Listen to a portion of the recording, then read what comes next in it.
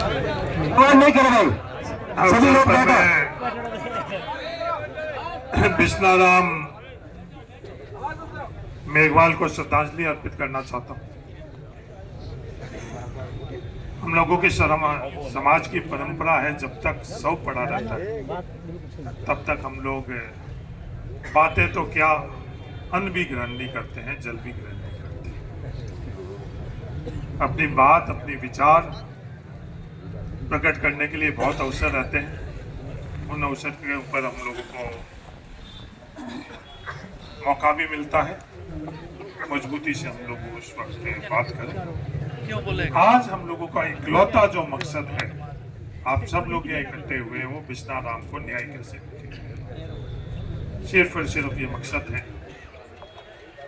आज इस जाजम के ऊपर मैं देख रहा हूँ, आज जो पीड़ित है उसकी कोई जाति नहीं, शोषित की कोई जाति नहीं होती और शोषक की कोई जाति नहीं होती। शोषित का कोई धर्म नहीं होता और शोषक का कोई धर्म नहीं होता।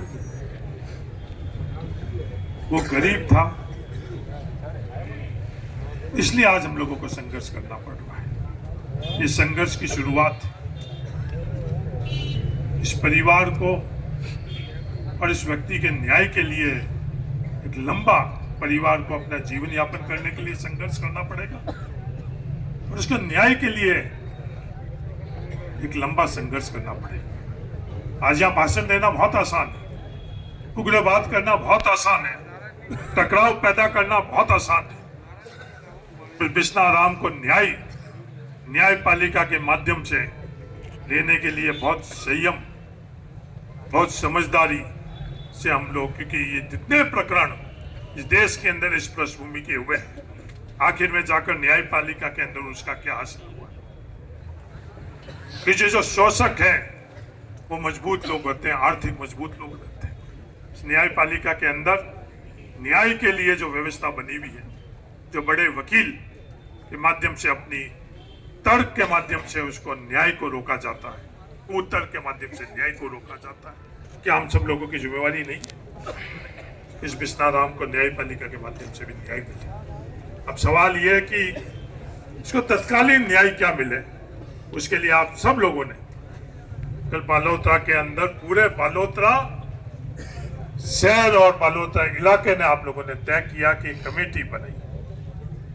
मेरा यही मानना है कि जब लोगों द्वारा उस कमेटी को अधिकृत कर दिया गया है, तो हम जैसे जो लोग आए, हम राजनीतिक लोग हैं, राजनीति कोई गलत चीज नहीं है।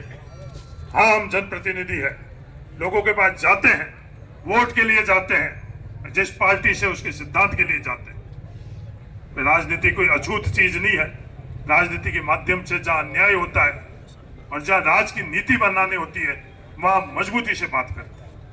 पर ये आज ये स्थान नहीं है राजनीतिक बात करने का, टकराव करने का। आज चारण जाति से वो दोषी है, तो चारण जाति के खिलाफ आज हम लोग यहाँ नहीं बैठे। दोषी की कोई जाति नहीं है। आज पूरे इस जोधपुर संभाग में, धार में किसी एक चारण व्यक्ति ने ये बात नहीं करी कि वो जो अपराधी है वो सही है। ये हम लोगों का आपस के अंदर अपना ही थे। गलत के साथ में आज कोई भी खड़ा नहीं। राजनीतिक तौर के ऊपर हम लोगों की भी आपस के अंदर विचारधारा अलग है, और वो राजनीतिक विचारधारा, राजनीतिक लड़ाई हमको जहाँ लड़नी है, हम सक्षम अपना आप लड़ाई लड़ेंगे और उसका फैसला जनता करेगी कौन सही है कौन गलत है। इस जाजम के ऊपर हम लोग सब मजबूती से कैसे उसको न्याय मिल सके, क्या हम लोग हासिल कर सके, क्योंकि इस राजस्थान के अंदर एक नई संस्कृति पैदा हो गई। वो संस्कृति क्या पैदा होगी कि घोषणा करवानी बहुत आसान है, पास में अधिकारियों को खड़ा कर कर तालियां बजाना बहुत आसान है, सोशल मीडिया पर, अखबार के अंदर हेडलाइन बहुत आसान है। जो कुछ भी तय हुई, वो तय की हुई चीज बिश्नाराम के परिवार के लिए, न्याय के लिए हम लोग कितनी सही करवा पाते हैं, ये हम सब लोगों के सामने एक चुनौती है। तो तमाम जो कमेटी है, राम जी, आप तमाम जो आप लोगों की कमेटी, आप लोग जो भी निर्णय लो, उस निर्णय के साथ हम लोग हैं। और राजनीतिक बात करने के लिए हम लोग यहाँ नहीं आए हैं। राजनीतिक बात करने के लिए हम लोगों को यहाँ के लोग बहुत मौके देते हैं। लोगों की कमी नहीं है यहाँ। हजारों नहीं लाखों लोग इकट्ठे होते हैं अपनी अपनी बात रखने के लिए। यहाँ आज 36 कौम इस न्याय के लिए आई है और मुझे विश्वास है कि ये राजनीतिक विचारधारा, धर्म, जाति, क्षेत्र, इन सबसे ऊपर उठकर बिश्नाराम के साथ आज बालोता पूरा खड़ा है, बिश्नाराम के साथ पूरा धार खड़ा है। और जब तक ये कमेटी निर्णय नहीं लेती है, हम लोग इनके साथ में बैठे हैं, ये मैं आपको सबको विश्वास दिलाना चाहता हूं। और संविधान ने हम लोगों को अधिकार दिया है, किसी के साथ अन्याय है तो उसके साथ हम लोग खड़े हैं और 36 कौम के लोग खड़े हैं, सब विचारधारा के लोग खड़े हैं। यही मैं आप सब लोगों के माध्यम से पूरे देश और दुनिया को बताना चाहता हूँ। कल जैसे तादाद के ऊपर आप लोग इकट्ठे हुए, जो आप लोगों का व्यवहार रहा, उसके लिए भी मैं आप सब लोगों को धन्यवाद देना चाहता हूँ। बिना विवाद, बिना किसी प्रकार के टकराव के आप लोग खड़े हो।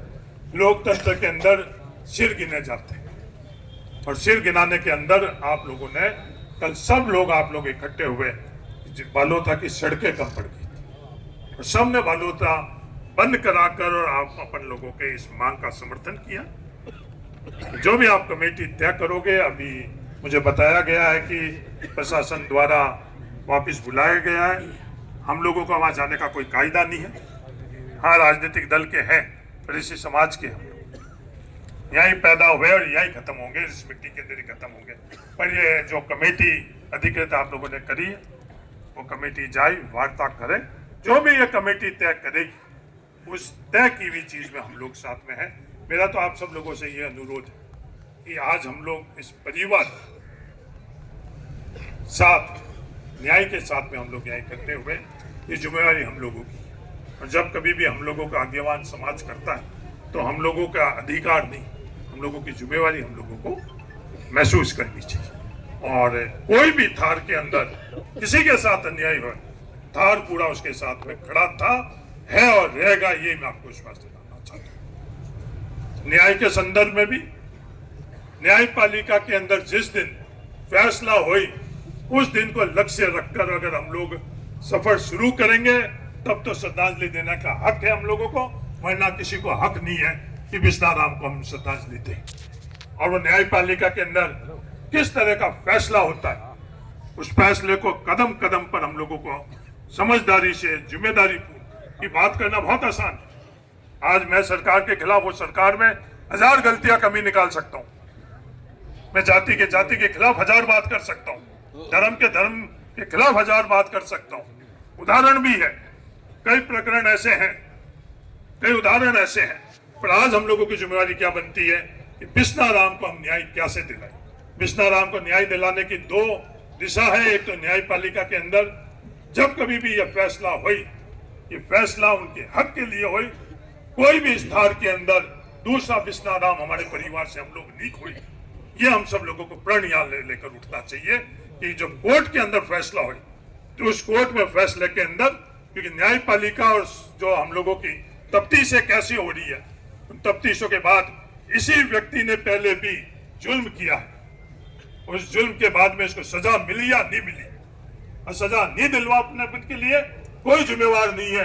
अपन सब लोग, बालोता का प्रत्येक नागरिक जिम्मेवार है, जिसके कारण उस व्यक्ति ने जो जुल्म किया है उसको सजा नहीं मिली।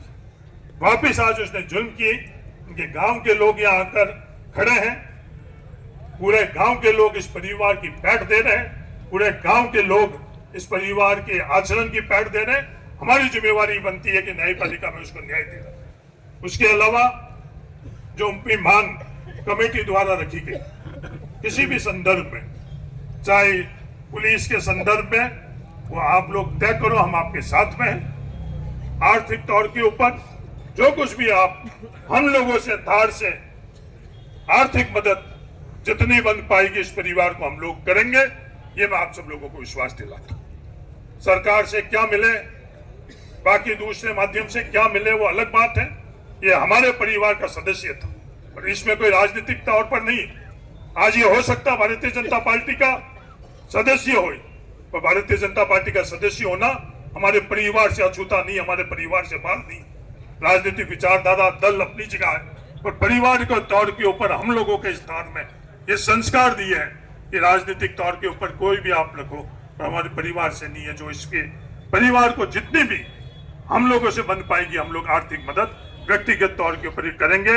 आप कमेटी तय करो, खाता आप लोग खोलो, किस परिवार के किस सदस्यों को खोलना है, हम लोगों से जितनी बन पाएगी उस समय हम लोग करेंगे। हम किसी से डरते नहीं है, किसी से दबते नहीं है। हमारे परिवार 2 वक्त की रोटी और पानी और तन पर कपड़े का संघर्ष करने वाला परिवार रहा है, और आज ईश्वर की दया से हम लोगों को ये तीनों की तीनों चीजें मिल रही है। इसलिए हमारे को किसी चीज का डर नहीं है, भय नहीं है, पर अपनापन है, कदर कायदा है, न्याय अन्याय है। उसके लिए हम लोग जितना बन पाएगा, मैं विश्वास दिला रहा हूँ कि इस पीड़ित परिवार के साथ हम लोग रहेंगे। और सामूहिक तौर के ऊपर कोई भी जिम्मेवारी होती है तो किसी के ऊपर जिम्मेवारी अपने को छोड़नी चाहिए। कमेटी बनाते वक्त मुझे नहीं पता इस कमेटी के अंदर कौन है, आप लोग कितने सदस्य हो?